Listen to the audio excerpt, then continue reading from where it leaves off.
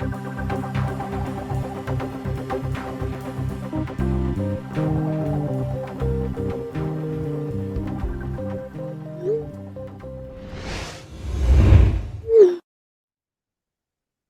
back to the Growing Band Director podcast. This is episode number 163. It's our first in a series that Tom Lizotte and I are going to do on grade 3 to grade 5 music. TL, how are you? I am doing outstanding. And how about you, sir? Fine, just fine. Thank you. We put together a ton of pieces here that are just killer. And the way we're going to do this is we're going to do a grade 3 set of 3 pieces, and then a grade 4 set of 3 pieces, and a grade 5 set of 2 to 3 pieces, depending on the length of the piece. Sure. And mixing and matching is all good, right? And what do you think about when we put a piece in a category like a grade 3, or we put it in a grade 4, but it can actually change categories depending on, like I might call it a 3, but you call it a 4, and about how it might fit your band. I think that's unfortunate because a lot of times people will program stuff according to what that written grade level is. And I want to have my band play a grade 4 or a grade 5 or whatever. And what they really need to do is take a look at the quality of the piece. And to me, as a teacher, I never really looked at grade levels. I looked at what was appropriate for the group, but also how it fit within the program. So, for example, you could be programming something for a very accomplished high school band and decide you want to do in the middle of it Song for Friends or something of that sort that is very modest technically, but is very strong musically. Matter of fact, I heard Chip Farnham with his college band play that particular piece. And I think people sometimes can really get hung up in the grade level stuff. I'm thinking of a lot of the jazz stuff that's come out recently that is in a grade 1 or 2 variety. And it's just like, wait a minute, those are pieces that could be played by a high school very credibly because of the quality of the writing. So I look at the quality of the writing first and foremost. And it allows you to master the music. Not every piece is going to be super simple, right? You want to provide a variation there, but a lot of bands can do an easy 5, maybe an easy 4, and an easy 3 on the same program, right? Because they fulfill different. Oh, sure. And if the validity of the literature is there, it's not going to seem like it's odd. What you don't want to do is be in a situation where you have a pretty good group and you program 3 grade 5 pieces. Yeah. It's not a college wind ensemble. And even college wind ensembles, the directors are thinking the way that we're thinking this morning. There are those pieces that are just a little bit of repose, so to speak, within the program. They're the ones that are really the strong focus pieces. And I think you have to take a look at the program as a whole. I remember when Andy Boysen came to UNH, one of the first pieces we did was Come Sweet Death. Sure. The Bach. I mean, that's not easy, but it's in the 3 category. And I think it's a hard 3. Anyways, so have high standards for what pieces you let on your students' concert programs. Keep listening until you find what fits them the best. On these episodes, we will be listening to sometimes the entire piece, sometimes just portions of the piece. Customize each and every program you give them like it was prescribed, especially for them. If it's really cool but doesn't fit them now, put it on a list for the future. Like we mentioned, we're going to be doing 3 grade 3s, 3 grade 4s, and 2 or 3 grade 5s in each one of these. So if you think a piece is good for your kids, go ahead and plan to do it in the future. So we're going to start with a grade 3 program. First piece is by Randall Standridge called Choose Joy. And this piece has been very popular in the grade 3 category. Why do you love this piece so much? Well, matter of fact, on the way up today, I was thinking about Standridge and thinking about that particular piece. And I have an interesting connection with it because I was doing a residency at Noble High School. And I was studying the score. I was at my kitchen table. And then when I heard the news of Jeff Smith's passing, and you know what I did immediately? I found solace in going back to that score because there's so much humanity in that. And that's one of the things about Standridge's music, that he's done a lot of fine things. He's very creative, but there is a humanity to that music. And I think a humanity that's really important in these days. So he's a fine quality composer. That's a very accessible piece of music, but also there's much teaching you can do beyond just the notes on the page. It also uses, of course, Ode to Joy in the second part of the piece, and it takes, the main intro theme kind of comes back a couple times, but it also has great great flow to it. I forget how many percussionists you need. I think it's probably in the 7 range, something like that. But it is also one tempo throughout too. So have you done it with a group yet?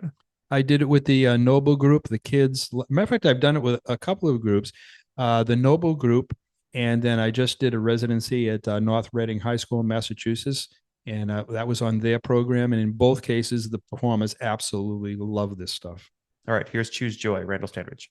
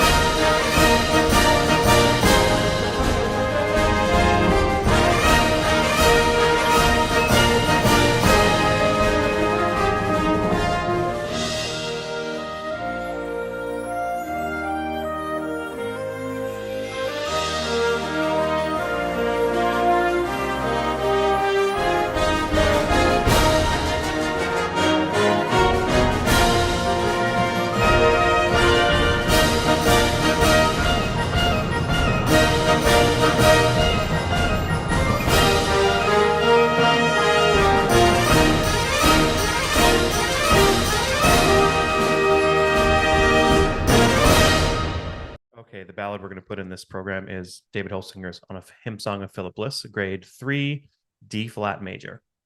Yeah, and that's the thing that is the impediment for some directors. They look at it and say, "My group could never play it because we don't play in D flat." Well, there's no time like the present, and particularly a piece of this kind of quality. I mean, the legato expressive aspects that you can teach with it are just most excellent. Holsinger has made significant contributions down through the years, mostly through his pieces that are a little bit more grade 4 and grade 5 ish kind of thing. But this is one of these pieces that I could see a college band playing. I could see a really fine high school band playing and getting a lot out of it. It's beautifully, beautifully crafted. Yeah, and I mean tuning D flat as a whole thing that you have to kind of go after at its own thing. In addition to playing the right notes and rhythms, it's cross cued in a couple places. So like if your horn player isn't there to play the solo at the beginning, it's in the trumpet and things like that. The reeds really all work together throughout all of it. The saxophone and clarinet have those inner moving lines that kind of double between. And when we've worked on it, really working on the blend between the two sections and getting like a cross sound in between two, which almost always means less saxophone and more clarinet. The saxophone parts are low. Like it is not easy. No, and to get that blend that you're talking about, it's really to create a homogeneous sound. And in a sense, it's a little bit of a different band sound that you're going to have in a lot of pieces, which is another reason that it's a great teaching piece, that it provides different kind of listening, different concept of blend and balance. So I don't know what last time you did the piece. I'm going to kind of quote it here. When the brass chorale comes in after the first statement of the tune, it gets faster, right? Mhm. It's just brass for 4 bars, and Mhm. then or 6 bars, and then the woodwinds come, and then there's like the big climax Mhm. section. I've always heard that climax section, I think it's measure 50, as slower, but it actually doesn't get slow until like the very end of that climax. So I actually asked my kids, I'm like, what do you think if we got slower? And they're like, no, that's not what's written. And they liked, and then I listened to different recordings, and usually the recordings go at the marked tempo as well. I just wanted to hear it slower, but I think it's way better the way that he wrote it. So the composer was correct in So that this composer was situation. correct. All right. Thank you, David Holsinger, for that. Here is Donna Hymn Song of Philip Bliss.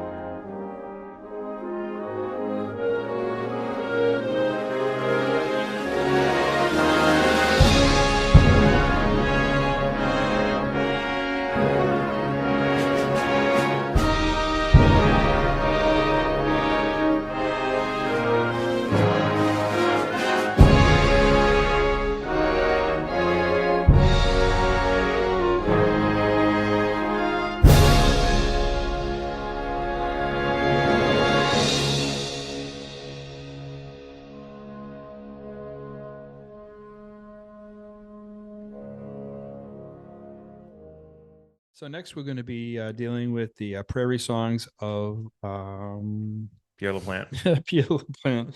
And, Pierre LaPlante has contributed so many things. I have to tell you, with my second band at Cape, I did more Pierre LaPlante than probably just about any other composer because there is such integrity to this music. It's so beautifully put together. It is so warm and it very, very accessible. This was one of my favorite pieces of his. In the Forest of the King is another one that I did on numerous occasions. Kids really relate to but it's great, great quality literature. He's a former middle school band director and has written just so many great things. And we need to be playing more Pierre LaPlante's music. I think he's still composing. Last time I knew that, and uh, I've never gone wrong with a Pierre LaPlante piece ever, ever, ever. And he writes from grade 2 to say grade 4, but mostly the grade 2.5 to 3. So again, this piece, I love it. The slow opening is about a minute and a half or 2 minutes or so, and your timpani player needs to be able to do a good roll. So like it's very exposed roll on that. It does feature the low reeds, and there's like a muted trumpet section in the middle of it too in the fast part. Yeah. But the question I had is, where could you put this on a program where the beginning of this kind of functioned as a slow as your ballad, right? Because there is a slow and fast to this. Right. So what could you do? Say you did a march to open and Yep. you weren't going to do a ballad as a middle tune. What's something else you could do as like a middle type of tune, knowing that you have prairie songs afterward? Well, something that has like a moderate degree of tempo and moderate degree of energy. Um, Something along the lines, I guess, of Kelly's Abracadabra or something of that nature, because the programming box you get yourself into is you don't want to do ballads back to back.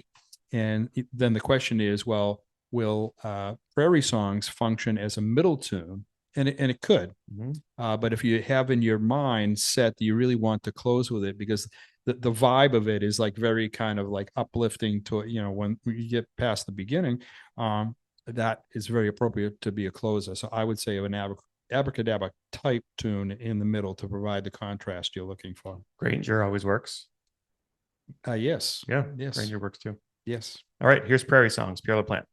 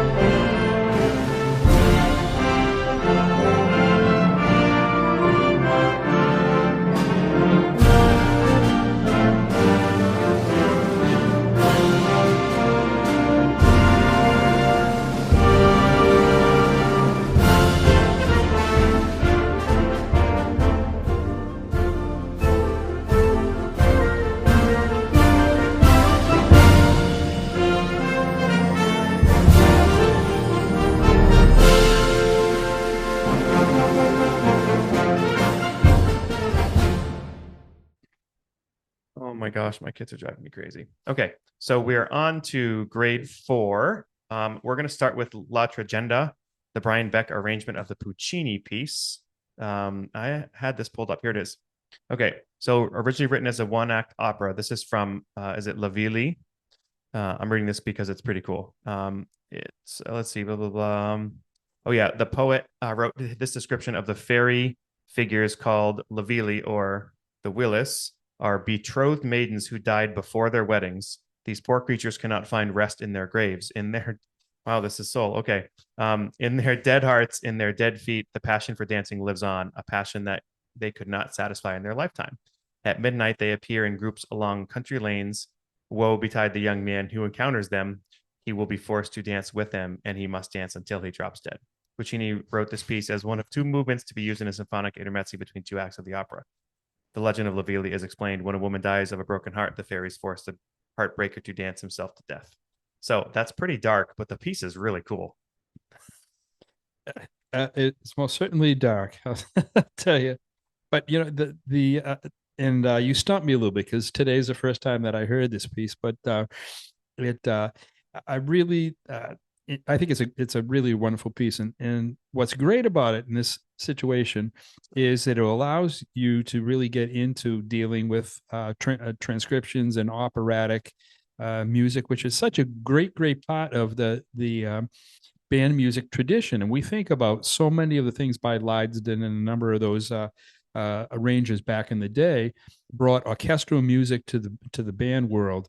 And there aren't really at this point in time maybe enough things that have been done on a contemporary basis along those lines. But there's so many things that you can teach as far as like really artistic expression and expression of emotions. Give me a break. You know, just in the program notes or in the story of it, there's like so much imagery that you could bring to this. Think about Michelle Fernandez taking like a look at this particular piece with the group. Think how that would evolve given her storytelling aspects, the way that she teaches music. And I love music that does that kind of thing because it captures the imagination of kids. And that's such an important part of what we do beyond teaching like black notes on a page, is to be able to tap into their inner expression. This piece is a perfect vehicle for that. Yeah, and it's all 6/8. It works great as an opener. It also reminds me some of the Dance of the Witches Sabbath from the Symphony Fantastique, Sure. Berlioz too. So it's all 6/8, very woodwind heavy, lots of trumpet. But again, as you mentioned, written in a contemporary way. So there's plenty of percussion and things to do. So let's check it out. Here's Brian Beck's arrangement of the Puccini La Tragedia.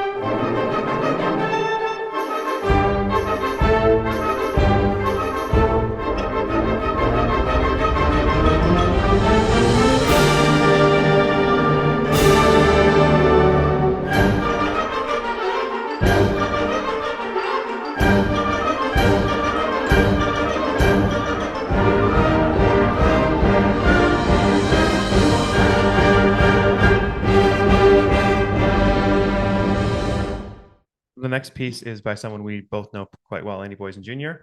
This is called "I Am," and this is, I think, he would say one of his most played pieces. I think he wrote this in the 90s, maybe the mid 90s. He tells the story behind it. Well, there happened to be a situation where there was a baritone sax player in a band, I believe from Iowa, and the baritone sax player died tragically in an auto accident.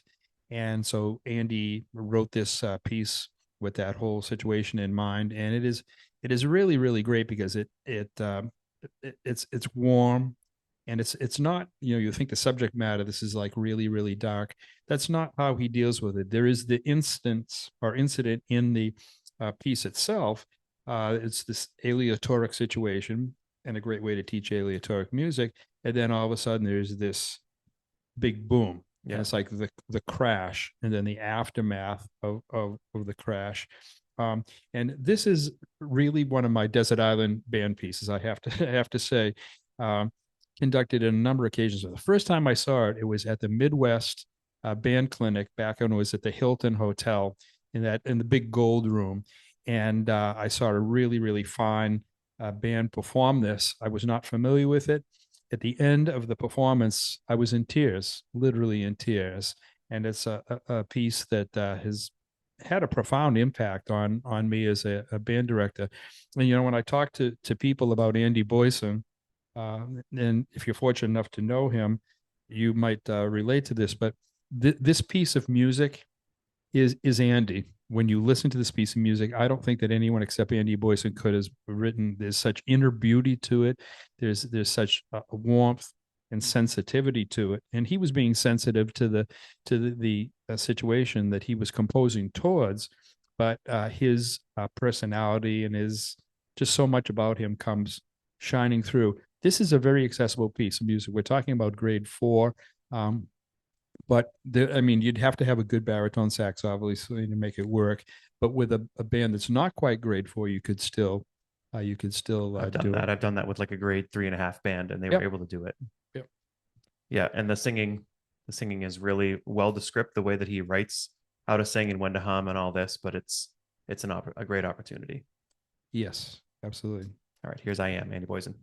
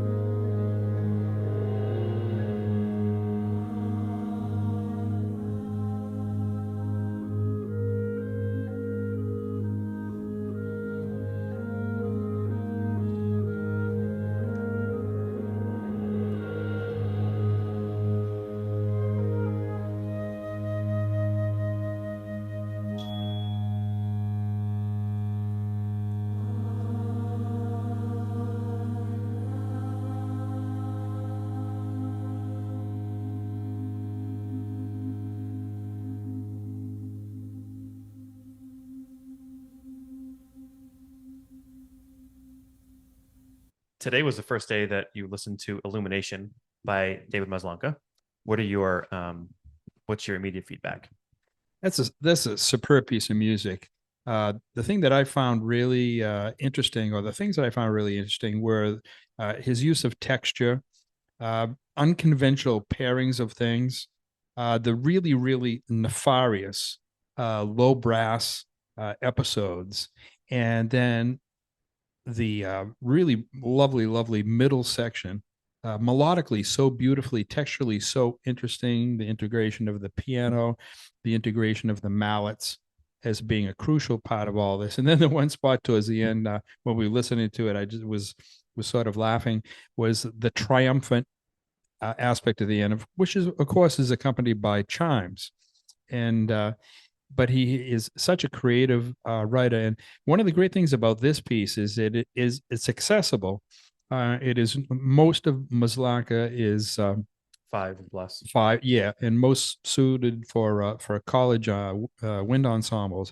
But this is one of those pieces that is a little bit more accessible, and it would be you talk about a worthwhile piece of music, something that if you're looking to really push your kids into contemporary writing of a great, great quality. And there's no doubt that everything that Maslanka ever wrote was of a superb quality. This is one of them for sure. One reason I'm doing it, well, I guess one reason it fits my band is because the low part is all unison or octaves. Mhm. Like there isn't a trombone part. I mean, there's a part where euphoniums with tenor sax and bassoon, but if your low section is strong, even if maybe your trombones are not strong or the bari sax isn't strong, they all stick together for almost all of it, kind of creating this there's like a lot of high versus low. Well, and that unison writing gives just such power to those moments. It's pretty cool. Yeah, let's check it out. Here's Illumination, David Maslanka.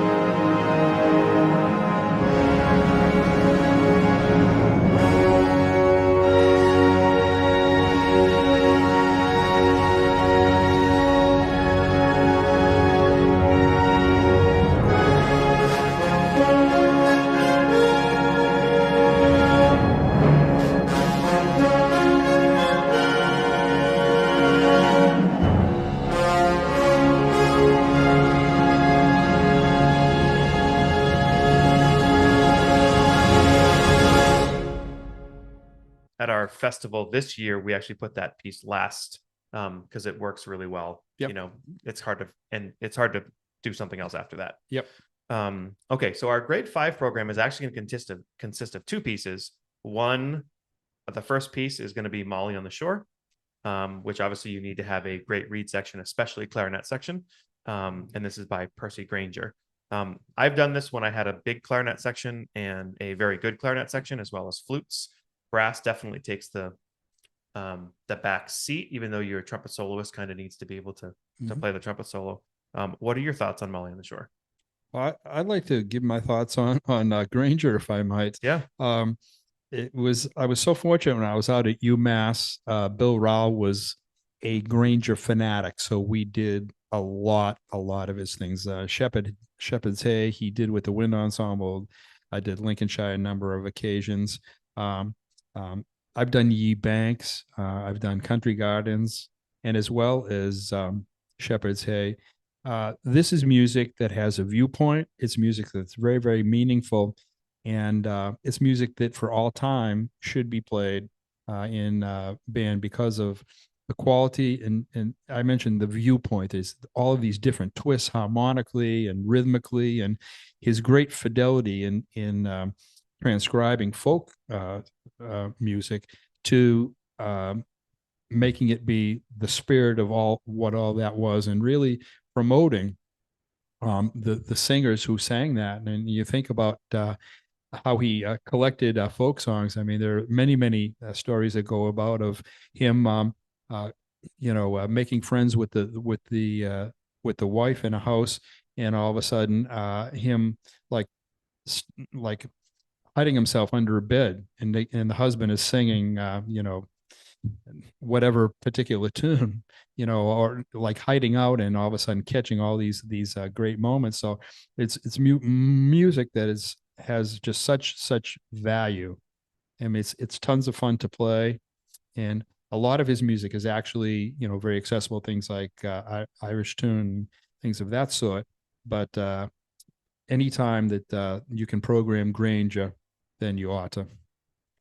Yeah, and I was just thinking, you've taught me a lot about scaffolding, right? So, like, say you have kids over 4 years, what are some pieces you might do to get to this piece? Like, say you have a big clarinet section that's really good. Maybe their junior or senior year, you're going to do this piece, but then think about after people listen to it, what are some other pieces they could do to prep for this? A piece that jumps out to me is Blue Ridge Reel by Brian Balmages, which is, cut time. It's a folk tune. Yep. Different country, but and heavy on the clarinet. So just like thinking about pieces that might lead up to this, might be like a culmination piece for a program, but that there's always pieces along the way. Well, if I was programming like on a 4-year basis, and that's really one way of doing it, it's the way that I like to do it, to have the end game in mind. And so you have a freshman class and you take a look at it and extrapolate a little bit. The piece that I would fit very well if I had a good woodwind section, and they're not quite ready as juniors to do Molly on the Shore, then for another Granger, as I mentioned, Shepherd's Hay, and that's actually very, very accessible. So the scaffolding thing is really important in the overall scheme of things. All right, here's Molly on the Shore, Percy Granger.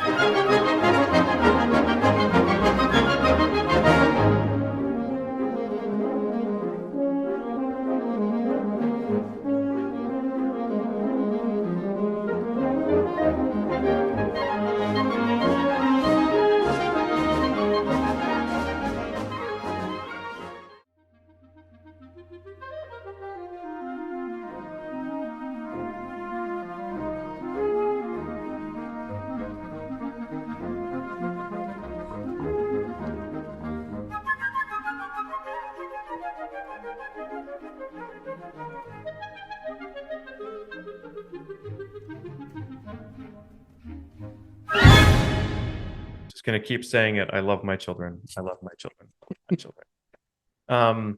Okay, so we're gonna do a second work on this program with Molly on the Shore, because this is a 5 movement work by Andrew Boysen Jr. called "Grant Them Eternal Rest," which is in the mass format. So it has 5 movements following the traditional mass, the Latin mass format, on response to 9/11. And the first movement is kind of introduces a lot of the material, and the second, and is gorgeous on its own. The second movement is for flute soloist and 5 percussionists and piano only. None of the other wind players play a note on the second movement. So, and it's pretty contemporary, but he uses, as you mentioned, and we listened to it, the DSE array that we all learned about in music history. He uses that in 1,000 different ways in this piece. We're going to listen to movements 3, 4, and 5 in this podcast. Movement 3 is like the day of 9/11, and there's so much imagery in there with the DSE array and all the different sounds and the half step. You're talking about, like, Andy writes such amazing music that's gorgeous, but he also has like this angry side too.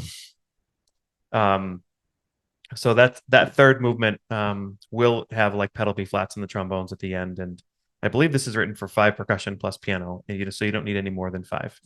The fourth movement is, I believe, Sanctus, and this is like a 6/8 time, but it's kind of blurred. You don't really know where the pulse is a lot of the times. And it just resolves into the 5th movement, which to me is my favorite movement. What are your thoughts as you just kind of listen to that? Well, I think that the beauty of the music in so many ways is, again, reflective of, I think, Andy being introspective about this whole situation that occurred. And I love the contrast between the Dies Irae, which is at times very, very violent because he's depicting violent actions, and but how he really counterbalances it with moments of really, really exquisite beauty. And so that contrast of moods, makes it a great expressive vehicle for kids. And there's a great sensitivity to the entire thing. I think it's a great piece of music. The arc of it, basically the third movement is kind of the climax, and then the last 2 movements really just work its way down. And I don't know, I always think when I hear the 5th movement partway through that, I think it's over. Like, I think this is the final chord, but he keeps you in suspense and then has another 2 minutes at the end that, to me, hearing my band sing in 4-part harmony, bowing on the vibes and all these amazing things that are not super complicated, just give you awesome imagery as you're playing. Well, and what that does is the arc of all of this, it makes us think. Yeah. In the end there, I think he's saying we need to look inward, and we really need to ponder exactly how all of this happened and where we move on in the future. Yeah, I really look at the 4th movement as a reflection to 9/11 and the 5th movement as a prayer, the Agnus Dei. So here's movements 3, 4, and 5 of Grant Them Eternal Rest.